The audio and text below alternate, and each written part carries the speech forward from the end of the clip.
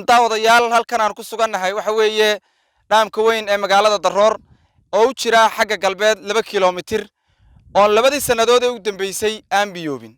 sababtu maxay tahay? barnaamijkeena meel ku eegi doona. haddii Maxamed Axmed Kuluc ku heesay halbeegna uu ka dhigtay intii uu heesayay cirqomkoday hilaaciyo alcaliyada xariiqa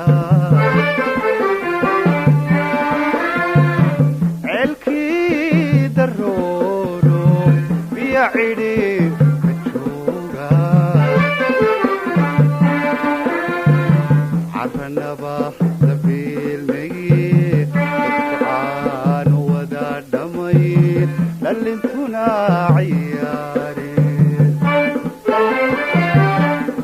maanta taasi ma muuqato waxaanu ceelka magaalada Daroor biyo gelin labadii sanadood ee ugu dambeeyay. odayaasha iyo madax dhaqameedka iyo mas'uuliyiinta degmada Daroor oo la hadlay Xuday Media waxay sheegeen inay dayactir aanu helin 30 sanadood oo dhaamkani samaysan, taasina ay xidhmeen gacmadii iyo goobaha ay biyo ka soo galayeen. waxaa sidoo kale dhamaaday bacdi goglanayd. maanta soo wada aragtaan waxaanu dhex taaganahay dhaamkii ku dhex yaalay xarunta degmada Daroor oo loo garan og yahay qasabada leh. soo wada aragtaan dhaamkani wuxuu dhisan yahay muddo laga joogo 30 sanadood. 30 sanadood waa ceelka kaliya bulshada ku dhaqan shiidan xarunta degmada Daroor waa ceelka kaliya bulshada intifaacsanaysay.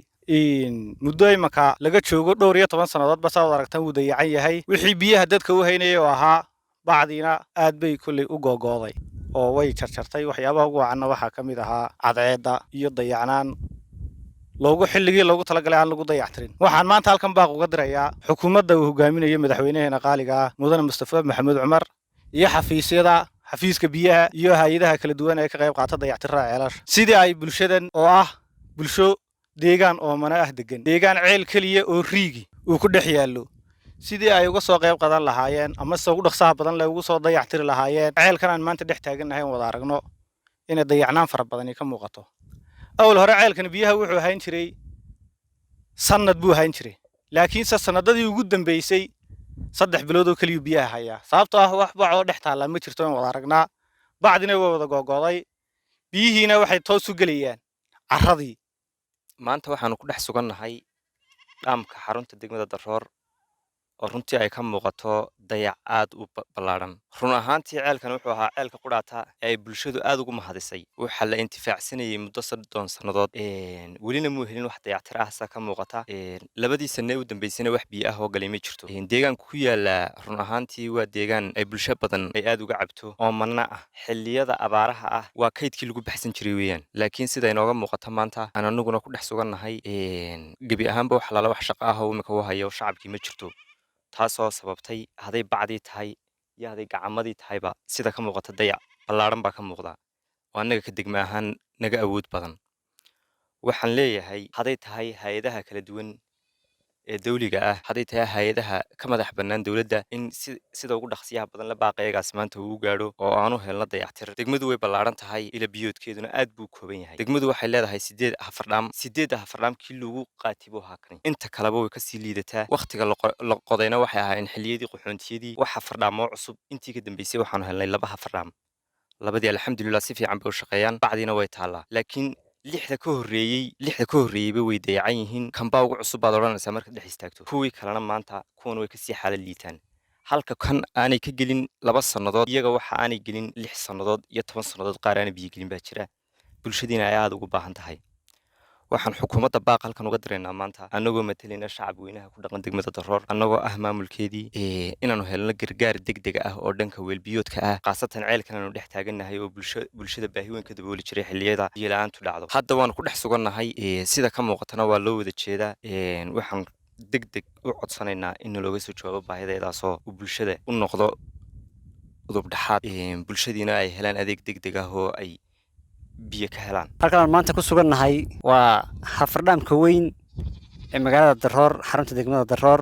hafardhaamkan oo say xubnihii hore soo sheegeen la dhisay 30 sano ka hor muggiisuna yahay 50,000 oo mitir cubic oo u dhiganta 300,000 oo foosto oo biyo.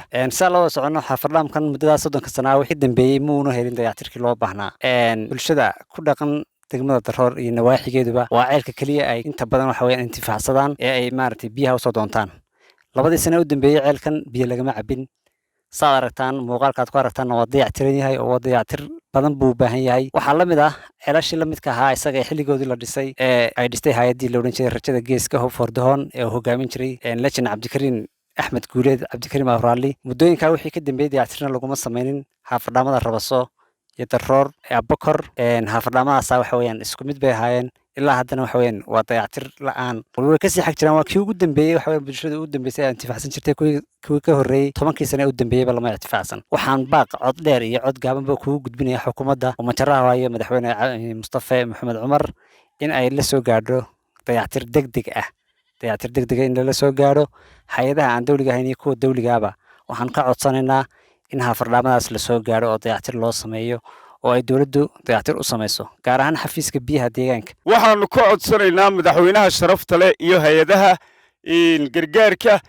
waxaanu leenahay madaxweyne aad iyo aad ayaanu kuu jecelnahay adigana waxaanu jecelnahay inaadna jeclaato marka waxaanu kaa codsanaynaa maadaama aad aragto ceelkayagii wadna ahaa haddaanu nahay degmada daroor ceelkan waa wadnihii degmada waxaanu kaa codsanaynaa madaxweyne si degdega inaad u soo daymooto degmada daroor iyo bulshadeeda qaaliga ah ee ku xiisaysa ee ku jecel waxa weeyaan ceelkan iyo ceelashii kale dhammaan ceelkan ayaa maanta loogu qaatay kaas oo aanu qayladhaan ka samaynayno waxaanu leenahay madaxweyne soo eeg allah kuu gargaaray iyadoo dhulkaba abaari ka wada jirto haddii caawa roob kastaa helo wax biyo celinayaa ma jiro waxaa la qaba dhaamamka degmada daroor xukunto oo dhan baasaa la qaba waxaanu ka codsanaynaa hay-adaha madaxweynaha dawladda cid kasta oo qusayso in naloo soo dayactiro dhaamamkaa sida ugu dhaqsaa badan leh in naloola soo dayactiro haddii caawa roob helo meel quro dhaam keliya oo biyo celinayaa ma jiro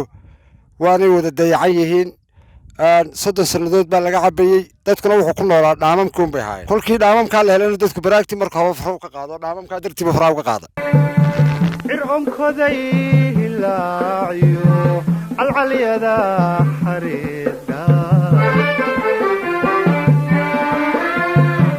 ceelkii darooro biyo cidhi